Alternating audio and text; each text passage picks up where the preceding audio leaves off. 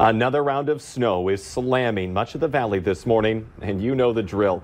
There are no travel advisories in place for parts of our viewing area, and many schools are closed.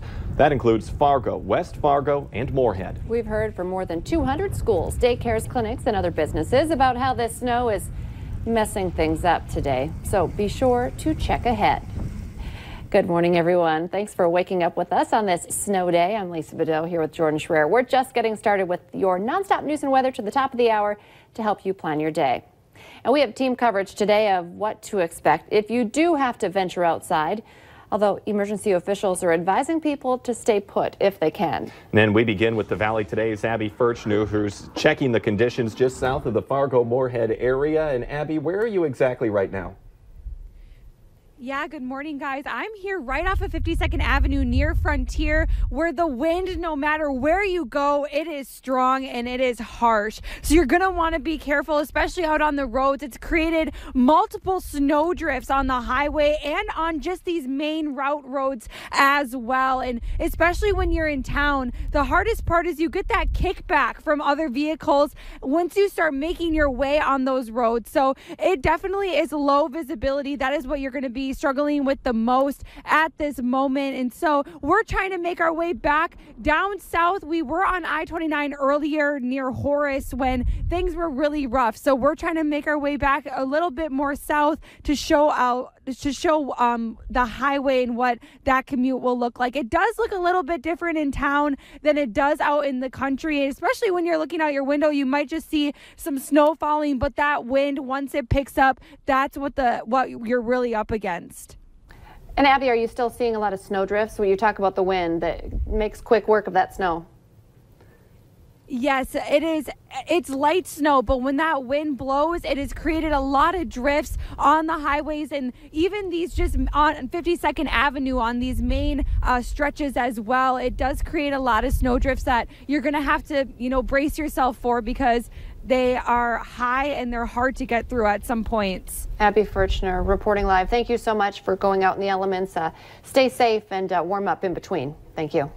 And you can see from Abby that it is an intense day out there. So to see what brought this on and what we can expect for the rest of our day, let's head over to our meteorologist, Lisa Green. Good morning. It's been a prolonged event here. The snow started yesterday morning for some of us in the valley, and it continues 24 hours later to bring us trouble. And now the wind has picked up, and that's why we're under that blizzard warning. This is until 9 o'clock tonight. So this is going to continue to stretch out all through the day and into the nighttime hours this evening from the Canadian border down beyond our southern viewing area in a blizzard warning.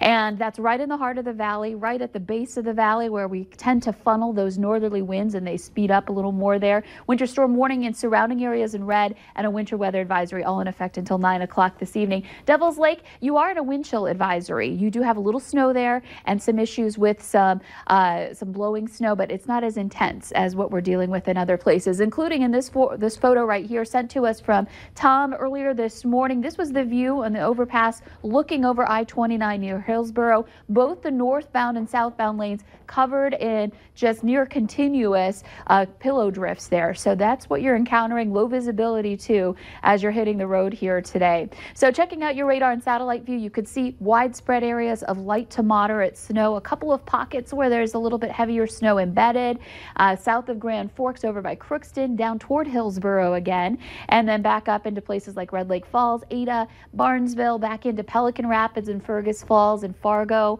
all seeing some moderate snowfall at this point in time. We just saw Abby being impacted by those snow flakes coming down and whipping around with that wind. And this system staying with us for a while. It's a slow mover, as we've experienced here over the last day. It will gradually move east, but it will be with us for several hours.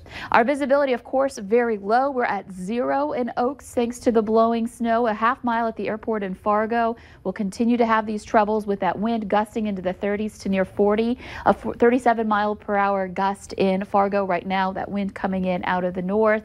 Temperatures below zero in North Dakota. Into Minnesota, most of us above zero. We're at 5 below in Fargo. And wind chills 30s to 40 below. So today, those temperatures slide or hold steady. We've got blizzard conditions all day long again in the heart of the Red River Valley, and additional snowfall too. Some of us getting more than 3 inches of snow on top of what we've already seen. That's most likely in the south and east. And checking out your 7-day planner, cold for Friday, and then we improve a little for the weekend. Let's check on conditions in the FM area with Al.